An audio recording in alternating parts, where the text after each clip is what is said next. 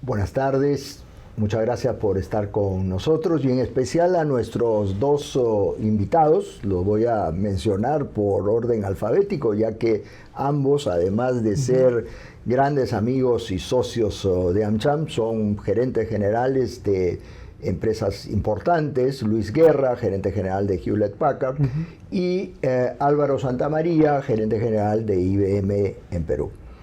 Encantado de estar con ustedes. Un honor para nosotros tener en esta ocasión a dos gerentes de dos empresas tecnológicas importantes en el mundo y en particular en el país. ¿Cómo han estado?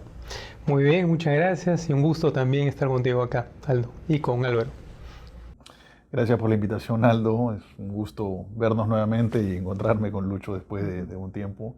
Ya te iremos contando, pero tenemos muchas cosas en común, más allá de estar en el mundo de tecnología juntos. Me da mucha curiosidad escuchar esas anécdotas. En realidad tengo muchas preguntas que hacerles, pero yo creo que el tiempo nos va a quedar corto, así que encantado de que me interrumpan ustedes cuando gusten. Pero lo primero que quisiera hacerles es tratar de conocerlos un poco más, saber más de ustedes, hace cuánto tiempo. Ambos son peruanos, entonces Sí. no se trata de preguntarles desde cuándo viven acá, sino más bien desde cuándo están en sus empresas, desde cuándo son gerentes generales, poco conocer más la historia de ustedes con sus empresas. ¿Por qué no empezamos contigo? Gracias, muchas gracias, Aldo. Yo ya llevo, son 23 años en Hewlett Packard. Entré ahí a raíz de una adquisición que hizo en ese momento Compaq de unos contratos que tenía con la empresa en ese momento GMD, parte del grupo Graña Montero. Yo estaba en ventas en esa época, llegaron a un acuerdo comercial y pasé junto con todo este grupo de contratos que atendían soporte a computadores muy grandes en esa época a la compañía HP, ¿no? Ya son 23 años ahí. Y asumí la gerencia general en 2015, cuando HP a nivel mundial se separa en dos, ¿no? En ese momento HP, que era esta empresa que surgió en el año 1939, ¿no? Hace muchos años, se partió en dos negocios totalmente independientes. El negocio de lo que era la parte de PCs e impresoras, muy conocidas a nivel mundial, del otro negocio un poco más empresarial, de infraestructura corporativa, servidores, almacenamiento, cloud y otras cosas, ¿no? Y eso es básicamente cómo llegué al cargo y desde el 2015 dirigiendo la compañía hasta ahora 2023, ¿no? Pero pues, ¿y tú, Álvaro? A ver, historia más o menos parecida. Yo entro a IBM, estaba en la universidad en esa época, en el año 1991. O sea, si cuentas desde ese momento hasta hoy, hace 32 años que entré a IBM. Pero estuve 4 o 5 años fuera en otras empresas. Entonces, sumando los dos periodos, tengo 27 años en IBM. Entré hace 32, pero tengo 27 años en IBM. Estudié ingeniería industrial en la Católica. Y a lo largo de estos 27 o 32 años, como lo veas en IBM, he vivido, digamos, he tenido la posibilidad de ocupar múltiples roles. Entré también en servicio técnico. Me tocó entrar cargando un maletín de herramientas que pesaba 25 kilos. Después de un amplio entrenamiento, nos mandaban a reparar máquinas con un beeper que sonaba 3 de la mañana en el momento que fuera. Llamada del Banco Latino en esa época, sistema plantado, a repararla, ¿no? Entonces seguías todo tu manual de entrenamiento, etcétera, diagnóstico, y terminabas resolviendo el problema, cambiando algunas partes, etcétera, ¿no? En esa época bastante mecánica, eléctrica y un poquito de electrónica en esa época, diría.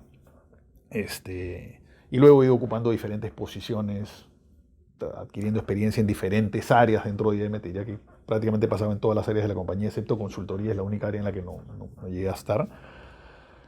He tenido oportunidad de tener 2 asignaciones. Estuve 2 años en Ecuador, año 2007-2008, y 4 años en Brasil, hasta hace 1 año y medio más o menos que regresé de pasar 4 años asignado a Brasil para tomar la gerencia general de Perú desde más o menos inicios del año pasado, del 2022, ¿no? Me regreso con mi familia, ¿ya?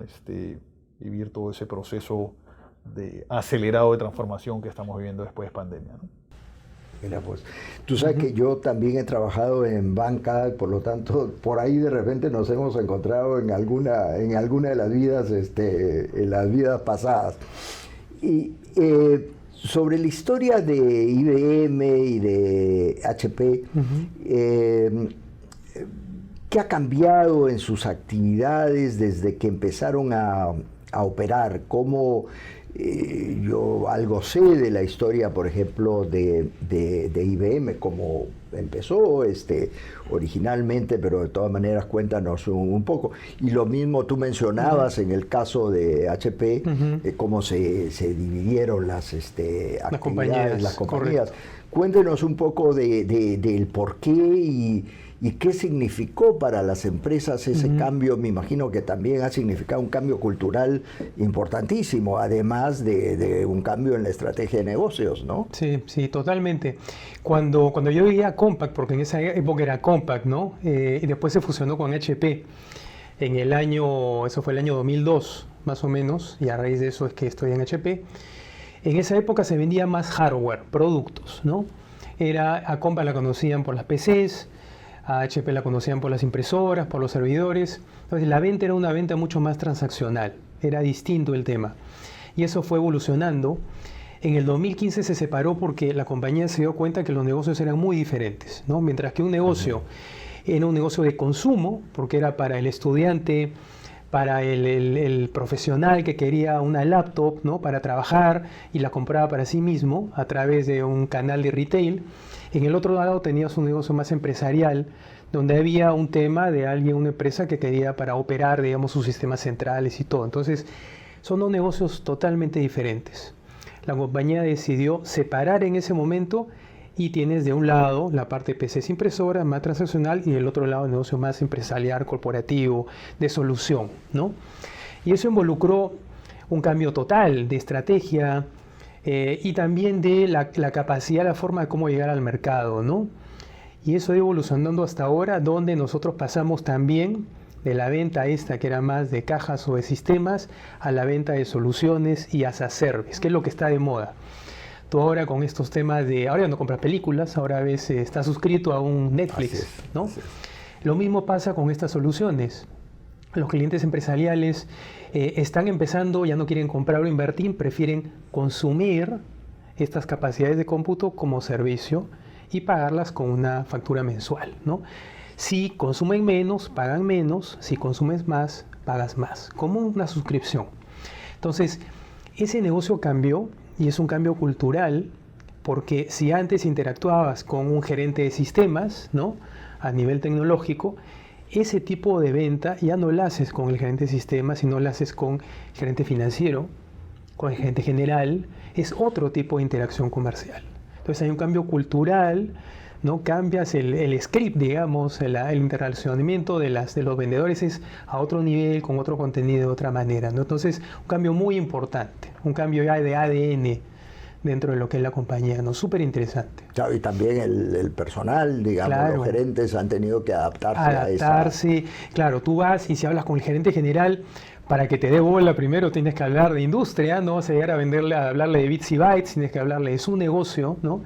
Si estás con un banco tienes que hablarle de temas financieros, si estás con una empresa de telco, hablarle de churn, hablarle de pérdida de clientes, de aseguramiento de ingresos, hablas de otras cosas, ¿no? Entonces hay una preparación que hay que hacer para llegar con ese discurso distinto al mercado, ¿no? Qué bien. Y en el caso de IBM, ¿cómo ha sido? O sea, la historia sigue más o menos la misma línea. Imagínate, IBM tiene más de 110 años de historia. Comenzó con máquinas balanzas, máquinas tabuladoras, evolucionó hacia máquinas de escribir, los primeros sistemas de procesamiento, básicamente computadoras eventualmente, ¿no? Computadoras empresariales, sistemas de procesamiento empresarial. Yo cuando entré a IBM, el 90% del negocio era sistemas de procesamiento empresarial. Teníamos división también de cómputo personal, impresoras personales, pero era un negocio de hardware, básicamente hardware. Hoy día, más del 70% del negocio de IBM es software y consultoría. O sea, una evolución que acompaña a la evolución del mercado también, ¿no? El mercado hoy día es un mercado que pide soluciones. Ya no te pide los componentes, te pide que le lleves una solución muy apalancada en soluciones de software, analítica, inteligencia artificial, de lo cual vamos a hablar seguramente más adelante, nube híbrida. Todo eso obviamente requiere una infraestructura, ya que esté en nube, ya sea que esté on-premise, pero había una evolución muy grande, no solo en estos 100 años, sino en los años en los cuales yo he estado en IBM. He visto varios ciclos de transformación dentro de IBM que van, como digo, de la mano con la transformación y evolución del mercado. Y eso requiere también una transformación de la gente dentro de la organización. Talentos diferentes, habilidades diferentes. El perfil hoy día en cuanto a conocimientos, digamos, de una persona que trabaja en IBM es diferente a uno que trabajaba hace 20 años en IBM totalmente. Y será diferente el que esté dentro de 10 años. ¿Correcto? Entonces, sí, he visto transformación importante en el portafolio, en la estrategia hacia el mercado, en las habilidades de la gente, siempre tratando de mantener una cultura detrás, ¿no? La cultura, creo que yo vi cuando entré a IBM hace 30 años, casi, o más de 30 años, la tratamos de mantener ahora también. Claro, claro. No, sí, para uno, yo cuando estudié en la universidad, me acuerdo, empecé con la regla de cálculo. Claro. De ahí aparecieron las calculadoras, ¿no? Claro. Que se fueron reduciendo por la Texas Instrument, que era una maravilla, todos estábamos pues sorprendidos. De ahí me acuerdo que tenía que ir a la Católica con mi caja de zapatos, de tarjetas, Claro. a procesar mis programas. Los exámenes de ingreso eran con tarjeta perfecta. Era con tarjeta tarjeta que marcaba, ¿no? Eran los exámenes de ingreso. Y en las oficinas, bueno, la máquina IBM de bolita era pues también una maravilla, porque te equivocabas y repetía las últimas palabras, hasta que aparecen estas procesadoras de texto. ¿Se acuerdan ustedes que eran unos tremendos aparatos como los televisores antiguos? Entonces, pues yo trabajaba en esa época en consultoría, qué sé yo, entonces no había necesidad de volver a copiar todo el informe si es que te equivocabas, que era un suplicio, ¿no? Y hoy día pues se ha facilitado tanto el trabajo, que realmente es impresionante cómo ha evolucionado la tecnología, ¿no? Y bueno. Una vez me tocó, una anécdota aquí, me tocó ir a reparar una máquina en el Callao, en Apu. Sería año 90 y poco. Y hasta ahora recuerdo cómo me llamó la atención eso, porque era un escritorio, es decir, el doble de tu escritorio, que tenía una estación de digitación de un lado y una estación de digitación del otro lado. Y habían dos digitadoras con un teclado gigantesco y una pantalla. Y su trabajo era ingresar documentos y los grababan en unos disquetes gigantescos. Pues no era el disquete chiquito, era un disquete gigantesco. Y estaba malograda y me tocó ir a repararla, ¿no? Pero, o sea, era un salón gigante lleno de estas estaciones de digitación. O sea, cómo ha ido, eso ya no existe, obviamente, ¿no? Claro. Cómo ha ido evolucionando la tecnología. Bueno, y recordarán ustedes el Telex, cuando todas las noches se ponían a tipear estos mensajes. Bueno, pues, en fin. Claro, tantas cosas que han cambiado, sí. ¿Y cómo pasaron sus empresas esta terrible época que vivimos en el Perú de la pandemia? La pandemia, sí. Encerrados sin poder salir, trabajar, vivir, a diferencia de otros países en los cuales la vida continuó y en fin, la gente salía y era una vida normal, los negocios no se detuvieron, mientras que aquí estuvimos confinados mucho tiempo y al contrario, fue uno de los países donde más gente se murió, fue una época terrible. Muy complicado. Pero ¿cómo los afectó a ustedes que daban servicios tan importantes, digamos, ¿no? Sí, fue una época interesante. Como tú decías, estábamos encerrados en las casas. Había para nosotros dos tipos de actividades. Por un lado, la actividad comercial, que bueno, la misma seguro que algo hacía con su gente, que era revisar pues las proyecciones de ventas, ver los planes de llegadas con los negocios con clientes, visitar a los clientes. Todo eso lo hacíamos remoto, ¿no? Nosotros tuvimos la oficina cerrada más o menos 1 año y medio, pero pudimos sacar adelante el tema con la ayuda de las herramientas tecnológicas, ¿no? Las herramientas de colaboración, de conferencia, de videoconferencia. Es más, muchos clientes iban a sus oficinas porque habían establecido que tenían horarios de asistencia y no podían dejar el negocio, pero muchos otros trabajaban de sus casas también. Entonces logramos hacerlo mediante las herramientas de videoconferencia, ¿no? Y funcionó muy bien. Al principio, claro, uno sentía que te hacía falta, ¿no? El estar frente a frente y perdíamos un poco esa intimidad, pero llegamos a sacarlo adelante, ¿no? Igual el soporte técnico también. Para eso teníamos permisos especiales, para cuando surgía algún problema había que ir y visitar al cliente y cambiar las piezas, ¿no? Entonces se pudo hacer, se pudo llevar adelante.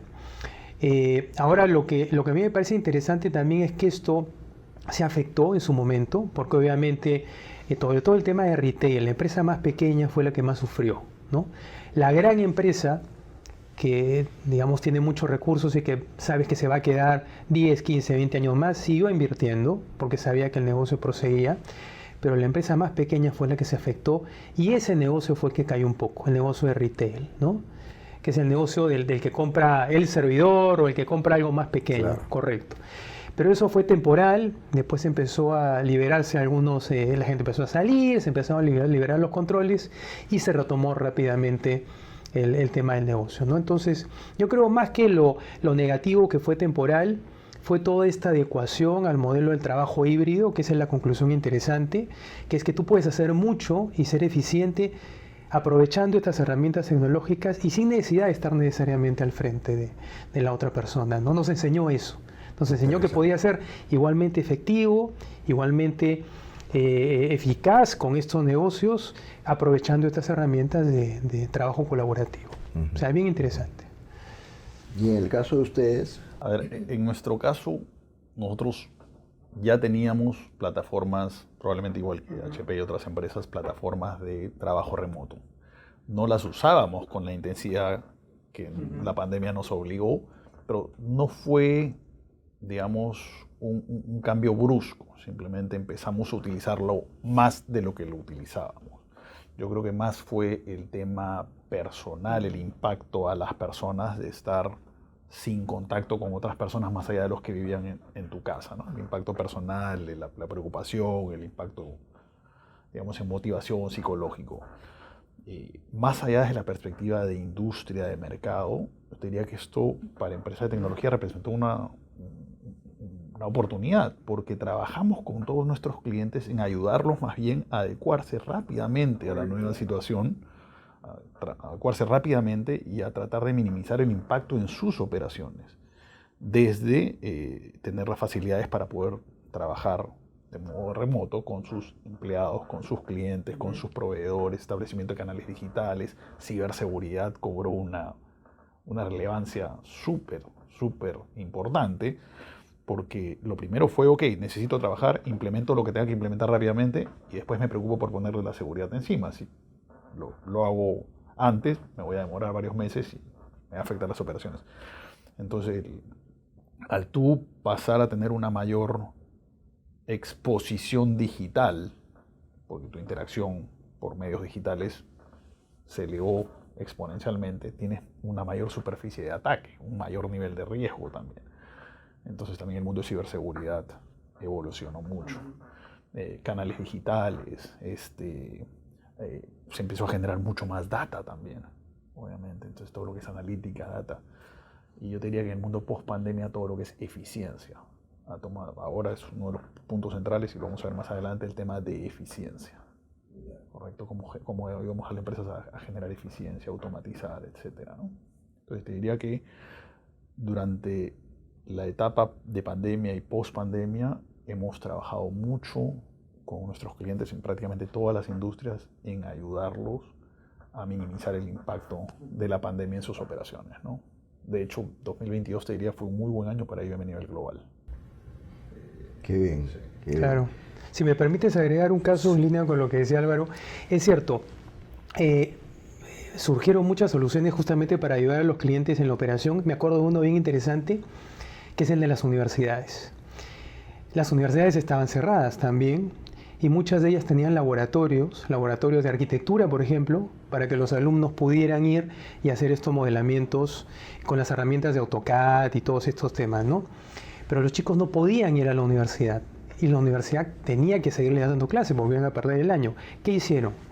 Sacaron unas soluciones, y a eso para eso los ayudamos nosotros, de escritorios virtuales remotos. ¿Qué permitía?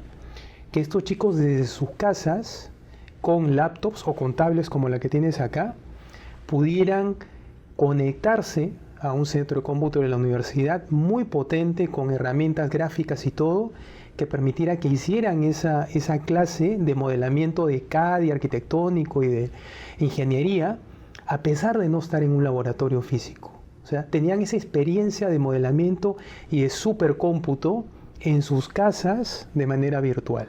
Entonces, este tipo de soluciones surgió y se potenció durante la pandemia, ¿no? Y es lo que permitió que universidades muy grandes del Perú pudieran continuar dando clases. Qué bien. Entonces, bien interesante. Sí. Yo quisiera regresar después al tema de ciberseguridad, que es uno de los temas que preocupan. Ha habido casos, acaba de pasar un caso, o bueno, lo podemos tocar ahora también. No sé si vieron, creo que fue en Europa, que todos los que habían comprado una maleta adicional tuvieron una pérdida de Air Europa, perdió la información de todos los datos de tarjetas de crédito, claro. Nombres, pasaporte, qué sé yo, de todos los que habían comprado una maleta adicional. Tan es así de que los bancos tuvieron que decirle a los clientes que cambien la tarjeta de crédito. O sea, los propios bancos reconocieron de que ni Europa ni los bancos habían podido. Entonces el problema es grave. Ahora, si eso ocurre en el comercio, digamos, que ya es de por sí bastante grave, imagínense los temas de seguridad nacional, ¿no? Claro. Sobre todo con los problemas, pues, entre potencias bueno, con todo lo que está ocurriendo hoy día en el mundo.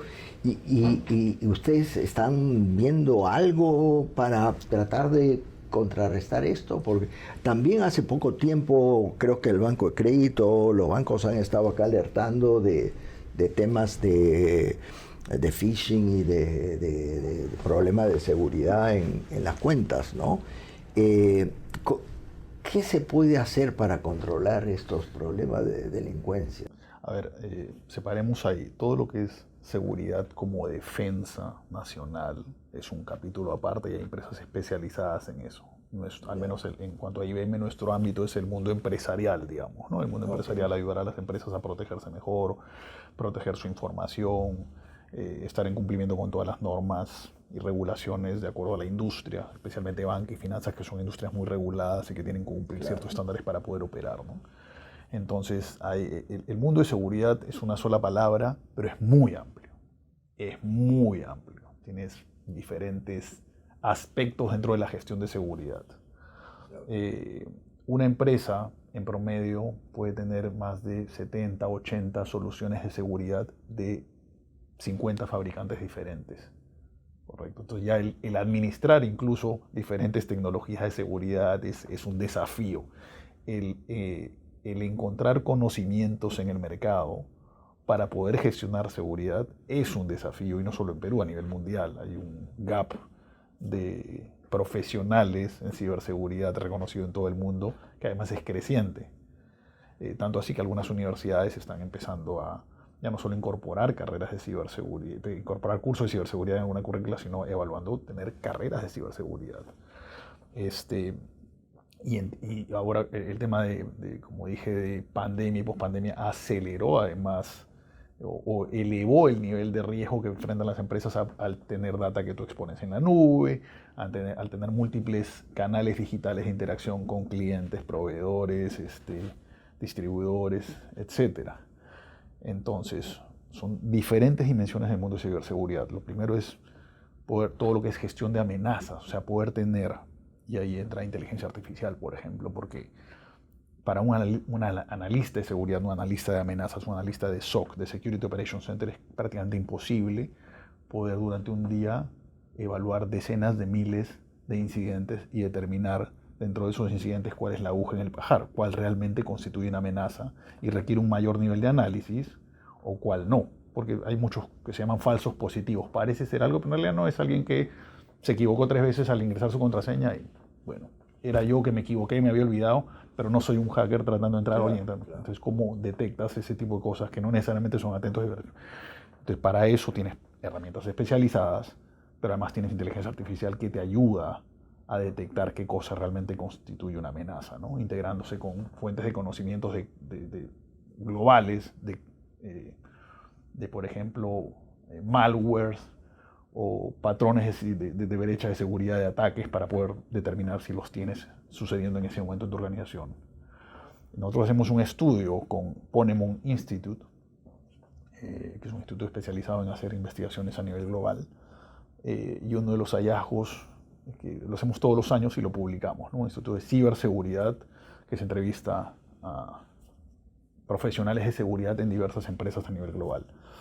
Y uno de los aspectos importantes es la cantidad de días que suceden desde que se inicia un ataque hasta que la empresa lo detecta. Me parece que estamos alrededor de 240 a 250 días. Imagínate, un ladrón entra a tu casa y tú te das cuenta después de 240 o 250 días que está en tu casa, ya se paseó por todos lados y ya detectó dónde tiene las joyas. Pero lo mismo pasa en tu organización. Pero primero vulneran algo y luego, vía malware, vía phishing, vía lo que fuera, van moviéndose dentro de tus sistemas, aplicaciones, data, y tratando de ver dónde está la información sensible y cómo la pueden extraer. Entonces eso es realmente complicado, ¿no? Claro. ¿Qué nos puedes contar tú sobre ese tema? En ese caso, lo que dice Álvaro, claro, resume un poco todo el tema, ¿no? Lo más importante en el tema de seguridad, yo creo, es igual como las enfermedades o lo que uno pueda tener después, es el tema de la prevención. Creo que eso es lo más importante, porque muchas empresas en el Perú no tienen una política o una estrategia formal establecida de seguridad, ¿no? Como decía Álvaro, tiene muchas soluciones sueltas, pero no existe un governance que abarque todo esto y que lo maneje de la mejor manera. Y lo que pasa muchas veces, y yo lo veo en el día a día, es que vienen estos ataques de ransomware y cuando quieres reaccionar es muy tarde, ¿no? Como decía Álvaro, cuando tienes un ataque es muy probable que estos hackers o estas empresas o estos piratas ya hayan estado mucho tiempo detectando todas estas vulnerabilidades en tu red o en los sistemas. Entonces te atacan y ahí es muy tarde. Ahí es cuando las empresas levantan la mano y empiezan a ver y piden ayuda. Pero ya tienes al delincuente contigo, lo tienes en tu casa, es muy difícil, ¿no? Entonces lo mejor es la prevención. Es ver con tiempo estas políticas, estrategias de seguridad, governance que te permita estar preparado para reaccionar de la mejor manera cuando tienes estos ataques. De acuerdo. Ese es un ejecutivo, una vez en Boston, recuerdo en un briefing de ciberseguridad hace algunos años, un ejecutivo del área de seguridad nos decía, la pregunta no es si te van a atacar o no, no te tienes que preparar para claro, esa te van a atacar igual, exactamente. La respuesta es te van a atacar. Tú tienes que hacer 2 preguntas. ¿Cuándo te van a atacar?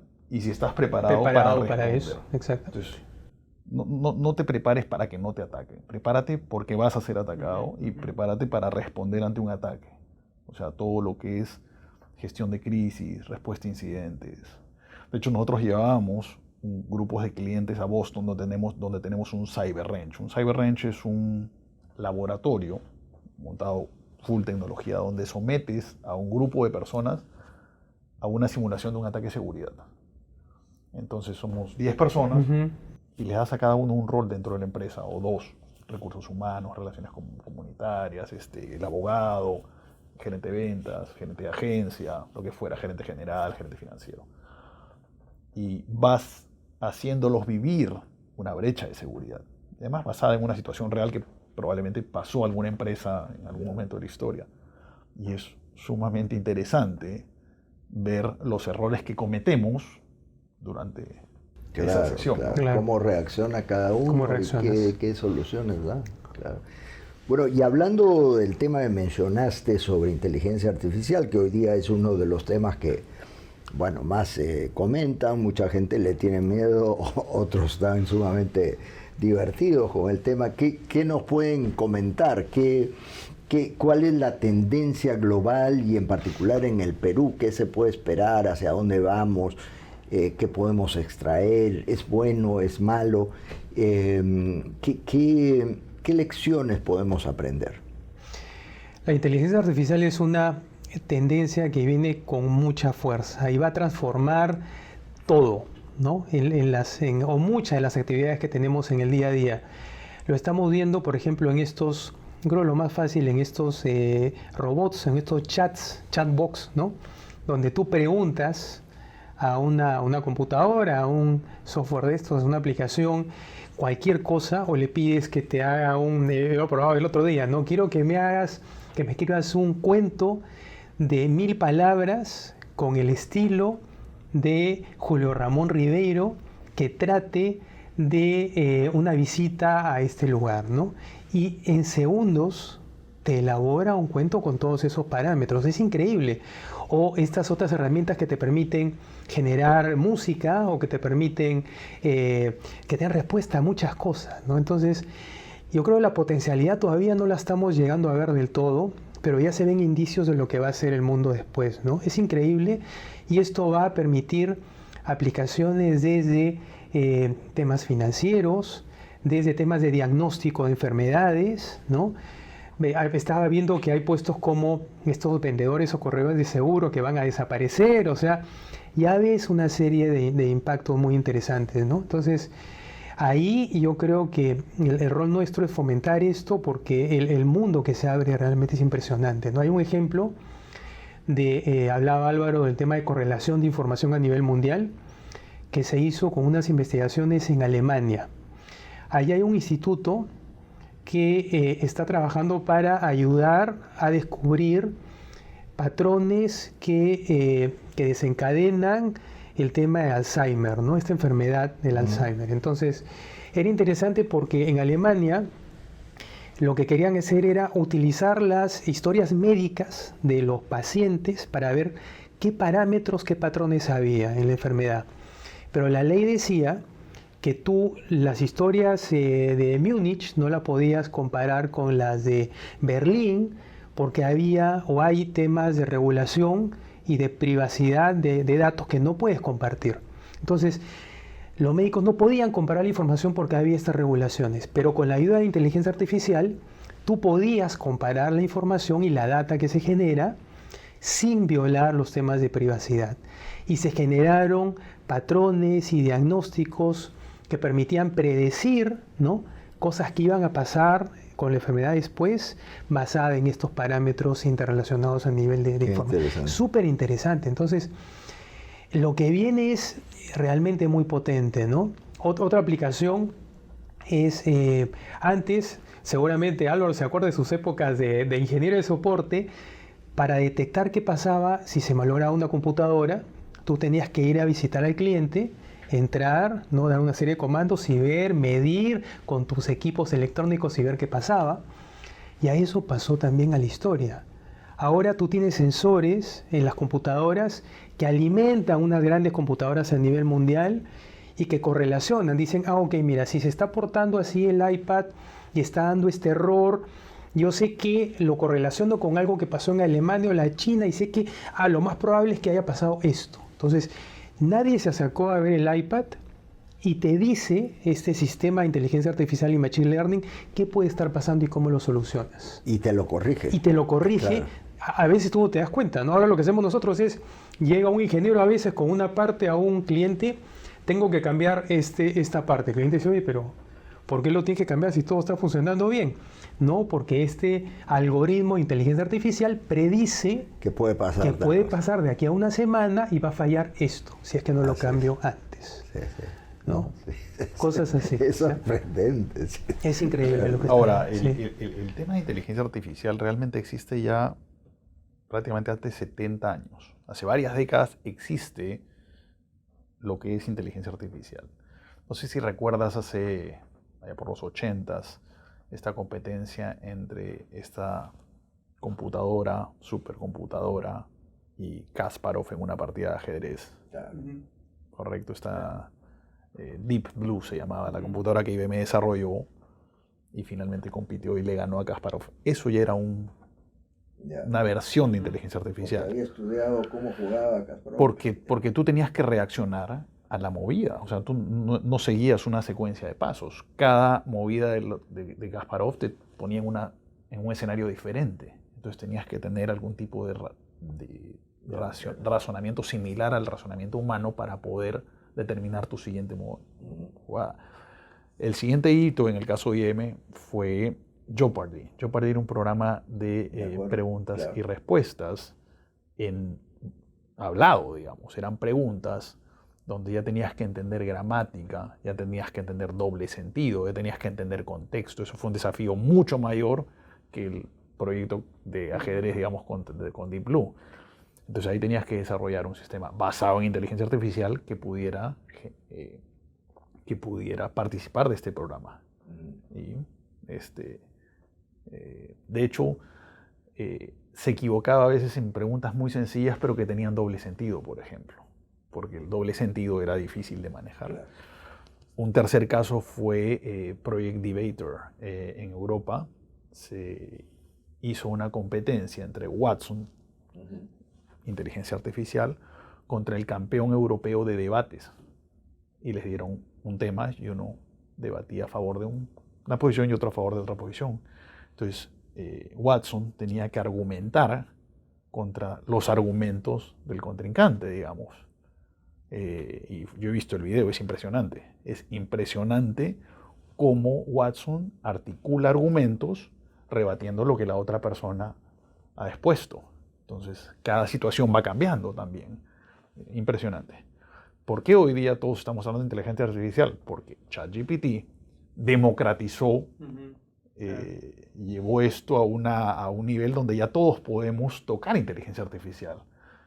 Con el chat, donde puedes hacer preguntas, hazme este ensayo, donde puedes generar imágenes. Hay una imagen famosa del Papa vestido con ropa polar, o sea, así, y otras cosas, generar música. Entonces ya empiezas a tocarlo como usuario, digamos, a poder jugar, y ya tu imagen empieza a fantasear con todo lo que puedes lograr con inteligencia artificial. En el mundo empresarial, que es donde estamos nosotros también, se abre todo un mundo, se acelera, porque ya está abierto en realidad, como tú has dicho, en temas de reparación, se acelera con lo que es la inteligencia artificial generativa.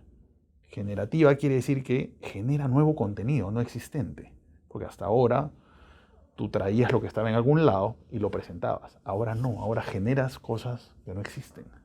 Eso significa inteligencia artificial generativa. Entonces, generar conclusiones, generar resúmenes, generar nuevos ensayos, generar nuevas imágenes.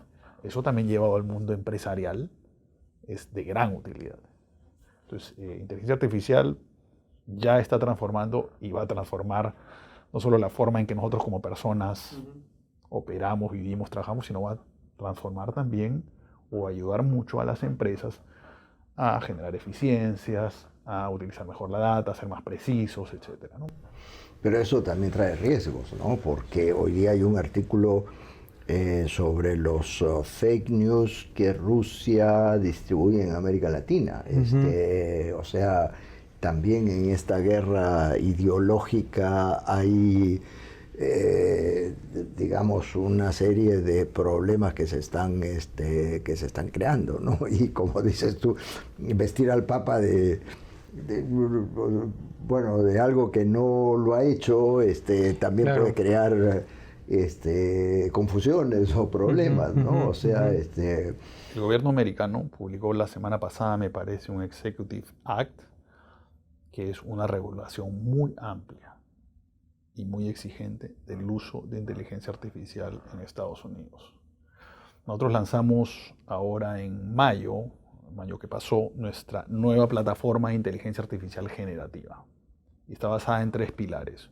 Uno de los 3 pilares, la plataforma se llama Watson X. Usamos Watson como el nombre bandera para todo lo que es inteligencia artificial, Watson X porque es la siguiente generación, ¿no? y basado en 3 pilares. Uno de los 3 pilares es governance, que tiene que ver justamente con cómo te aseguras que la data que estás utilizando para la inteligencia artificial, para sacar las conclusiones, etcétera, es trazable, sabes qué data es, puedes justificar, puedes analizar las respuestas que estás dando, de dónde vienen y cómo se dan. Es ética, es controlable. Entonces, porque el capítulo de responsabilidad, cuando entras en el mundo de inteligencia artificial, es sumamente importante. Sumamente importante. Así es, sí. No, tienes toda la razón. Realmente te puede llevar así como a grandes cosas positivas, también puede originar grandes problemas, ¿no? Uh-huh. Si es que la base de la cual partes no es correcta y no está controlada, efectivamente. Claro. Sí. Aparte de estos temas que hemos conversado, ¿qué otras tecnologías o tendencias de innovación a nivel global ven ustedes? ¿Hacia dónde estamos yendo? Nosotros estamos subidos, hay 2 olas muy fuertes en el desarrollo tecnológico a nivel mundial. Una tiene relación también con el tema de inteligencia artificial, es el borde inteligente, ¿no? ¿A qué le llamamos borde inteligente? Todos los dispositivos, cuando tú tienes acá un iPad, te ponemos los celulares, tienes, no sé, los televisores que ahora vienen conectados a internet, vienen los refrigeradores que también se conectan. Así es.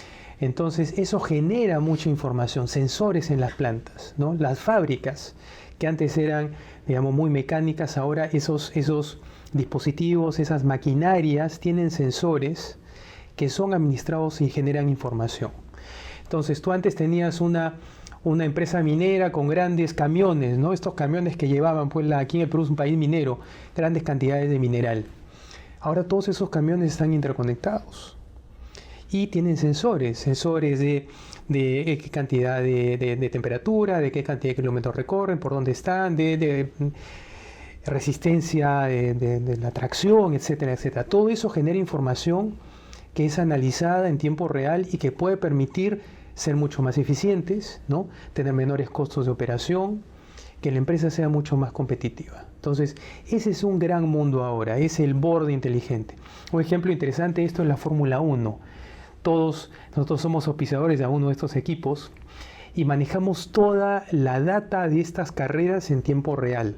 Estos autos, ¿no? Lo que hace el piloto, las acciones que él tome en función de la carrera que está desempeñando puede hacer que gane o que pierda la carrera. Esas son fracciones de segundo que le permiten al auto, que es autónomo también en muchas cosas, tomar acción. Y eso se hace con inteligencia artificial también, ¿no? Entonces mide todo en el auto, es la temperatura, cómo está la posición, el deslizamiento, todo absolutamente. Esas son muchas cosas que están pasando, ¿no? Ese es el primer tema, gran parte de información en el borde, en el lugar donde tú estás, por dispositivos que se procesa en tiempo real. Y el otro tema es lo que le llamamos la nube híbrida o el cloud, ¿no?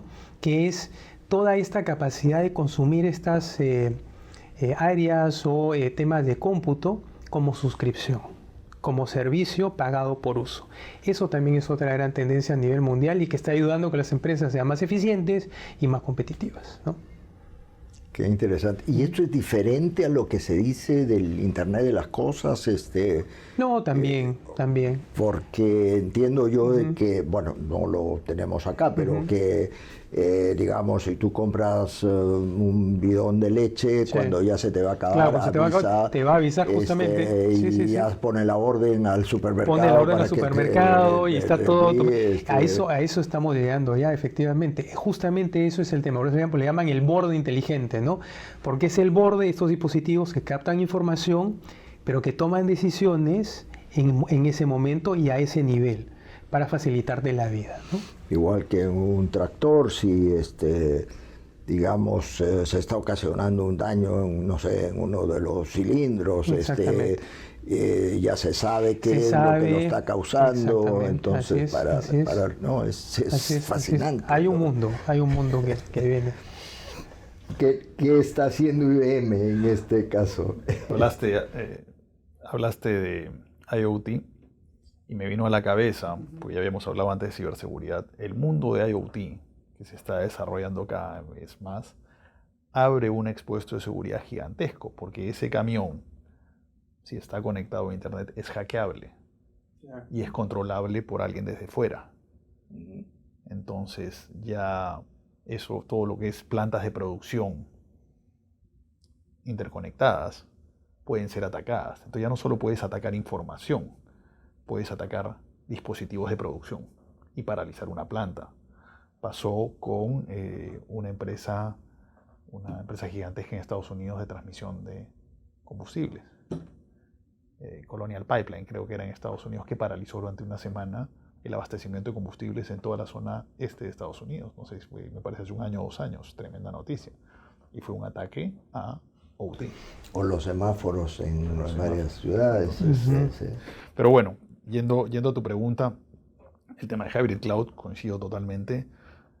Inteligencia artificial, es impresionante cómo eso está acelerando cada vez más. Y no es algo que tú dices ya llegó, no. Lo que veremos dentro de 1 año será diferente a lo que veremos hoy, así, ¿no? O sea, lo que estamos viendo es una aceleración exponencial. Como te dije, hace varias décadas que existe esto, pero ahora está acelerando exponencialmente, ¿no? Yo sumaría una tercera, donde IBM está muy metido en temas de investigación, y no solo investigación, porque ya lo estamos disponibilizando a nivel global, que es el tema de computación cuántica. Computación cuántica es un área bien técnica, pero digamos hasta hoy todo lo que conocemos es computación binaria, o ceros o unos, ¿correcto? Comenzó así y hoy día todos los computadores tradicionales, desde los más grandes, de los supercomputadores hasta los más pequeños, utilizan computación binaria. Computación cuántica es algo totalmente diferente. No es solo 0 y 1, es cualquier estado entre 0 y 1 también, y todo sucediendo al mismo tiempo. Entonces, hay cosas que van a poder lograrse con computación cuántica que jamás van a poder ser logradas ni con el supercomputador más grande de la historia en el mundo. Análisis molecular, análisis de nuevos materiales, desencriptación, un expuesto adicional para ciberseguridad, desencriptación de información que hoy día está encriptada en 128 o 156 bits. Con Quantum lo vas a poder desencriptar muy rápidamente en el expuesto de seguridad. Entonces, IBM está desarrollando ya desde hace algunos años tecnología Quantum. Ya tenemos una comunidad de más de 250 empresas e instituciones a nivel global que están trabajando sobre computación cuántica. Eso es algo que va a transformar el mundo también. Mira, cuando me hablas de lo cuántico, a mí me gusta mucho leer sobre todo, en fin, la física cuántica, no entiendo nada. Mira, te voy a dar un ejemplo que me contaron, que de hecho vi un video, no lo puedo explicar, pero a un espacio de memoria de una computadora se le asignan 3 espacios para que sean o ceros y 1 de modo random, ¿correcto? Entonces hacen que una computadora o una persona, da igual, adivinen cuál es el primer espacio, si 0 y 1. En base a ese resultado adivinen el segundo, en base a ese resultado adivinen el tercero. Son hitos independientes, con lo cual es como tirar un dado y adivinar qué te va a salir o tirar una moneda, mejor dicho, y adivinar en la tercera si es cara o sello, da lo mismo lo que te haya salido en las 2 anteriores, es un evento independiente. Bueno, la computadora tradicional y la persona adivinaron más o menos la mitad de las veces. Hicieron el mismo ejercicio con una computadora cuántica. Adivinó el 97% de las veces. Es una forma diferente de procesar. Qué interesante. Otro ejemplo, en una mesa tú tienes 10 personas. En un matrimonio, una mesa de matrimonio, vas a sentar 10 personas. La cantidad de formas en que puedes ordenar a esas 10 personas no puede ser determinada por una computadora tradicional. Dime todas las posiciones, todas las formas, una computadora cuántica lo puede hacer. O sea, es análisis muy profundo, pues son análisis de nuevos materiales, análisis molecular, genética, medicina, investigación. Mira, pues sí, bueno, el tema de medicina, de investigación, es hoy día también uno de los temas fundamentales. Y el otro tema que hoy día nos preocupa tremendamente en el Perú, bueno, yo diría no solo en el Perú, en el mundo, el tema de seguridad contra la delincuencia, ¿no? Claro. Bueno, aquí lo estamos viendo hoy día, la lucha entre pandillas, ¿Qué se puede hacer con el tema de ciudades inteligentes? Hay un gran avance con las cámaras, pero al final las cámaras es ex post, en el sentido de que la cámara transmite algo que ya ha ocurrido, en el sentido de que, bueno, pueden alertar, y si llega a tiempo la policía, bueno, en buena hora. Pero ¿qué se puede hacer para mejorar la seguridad ciudadana? ¿Qué hay en otras partes del mundo? Hay varias soluciones, ¿no? Como dices, con las cámaras, lo tradicional, claro, es la que tú veas después. Pero estas herramientas, justamente de inteligencia artificial, te permiten en tiempo real analizar patrones de comportamiento. Entonces tú tienes estas cámaras conectadas a unos sistemas que analizan las reacciones, los movimientos de personas en tiempo real y pueden detectar si esta persona tiene una actitud sospechosa que va a hacer que puede robar o que puede tomar alguna cosa. Entonces detectan peleas, detectan actitudes sospechosas, movimientos extraños, ¿no?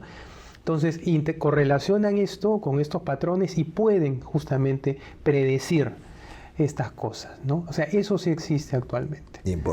Importantísimo. Claro. Sí. Yo te comentaba que yo viví en Brasil 4 años, hasta hace un año. Incluso un paso más atrás de lo que comenta Lucho. Yo nunca vi en Brasil en esos 4 años un policía poniéndote una multa por el mal estacionamiento, poniéndote una multa porque estás a alta velocidad o por pasarte una luz roja. Todo era con cámaras en la ciudad. Entonces, tú salías el día que no debías salir por pico y placa, digamos, rodicio se llama allá, multa directamente, y toda la ciudad está con cámaras y todo está con sistemas de procesamiento detrás, inteligencia artificial, y es en tiempo real. En tiempo real se te detecta si te estás pasando una luz roja, o estás estacionado donde no debiste, o si te cambiabas en línea continua, cambiabas de línea continua, todo en tiempo real. Eso es la base para análisis, patrones de comportamiento, actitudes sospechosas, identificación facial, identificación de placas. También veía hace unos meses un caso basado en tecnología, también una plataforma de video analytics nuestra, que era un caso de uso donde tenías un operario de mantenimiento de torres eléctricas, estaba trepado en la torre, y tenías una cámara obviamente apuntando a él al trabajo que estaba haciendo. Entonces automáticamente te iba indicando puntos rojos o puntos verdes si es que él cumplía las normas de seguridad o no. Por ejemplo, estos ganchos de seguridad los tenía que estar anclados, ¿no? Apenas se desanclaba, automáticamente te mostraba un punto rojo en el gancho, o si se quitaba el casco, si se quitaba los lentes. Entonces te va mostrando, eso es inteligencia artificial montada sobre video, patrones, riesgos, puntos, y lo va detectando en tiempo real. Entonces eso mismo llevado a análisis de comportamiento, patrones de conducta. Correcto, te permite detectar. Mucho, ¿no? Claro. Así es. Y sin ser tan sofisticado, todo lo que es análisis de data también, historia, o sea, todo lo que es analítica para entender, correlacionar datos de las personas y poder determinar comportamiento, vinculaciones con otras personas, etcétera, para poder, no sé, investigar delincuencia también. O sea, no necesitas inteligencia artificial para eso, ¿no? Y existe tecnología de analítica y tomar data de diferentes fuentes y poder determinar puntos de riesgo, ¿no?